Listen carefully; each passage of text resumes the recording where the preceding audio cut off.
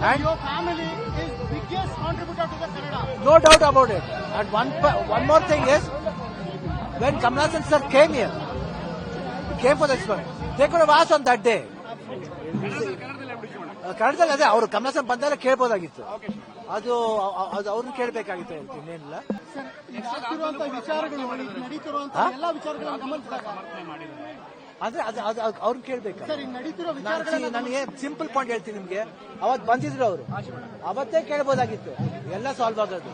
ಇಷ್ಟು ಮ್ಯಾಟರ್ ಬಂದ ಆಮೇಲೆ ನನ್ನ when I went to the function, I did not know what was going on, what was hearing, and they are showing the clippings, how you know, as if I am clapping for that, and that type of tricks don't try to show in front of me.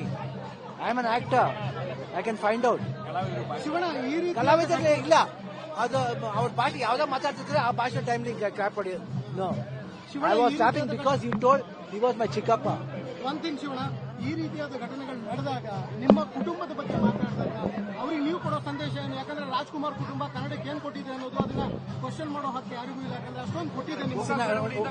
ಒಂದ್ ಹೇಳ, ನಮ್ ತಂದೆ ಗೊತ್ತು ನಾ ಯಾರು ಅಂತ. Okay, ಆತ್ಮ ಅನ್ನೋದೊಂದು ಇದ್ದೇ ಇದೆ. ಕರ್ನಾಟಕ ಜನತೆ ಗೊತ್ತು, ನಾರ್ಮಲ್ ಪೀಪಲ್ಸ್ ಗೊತ್ತು ನಾನು ಏನು ಅಂತ. ಅವ್ರು ಆನ್ಸರ್ ಮಾಡ್ತಾರೆ.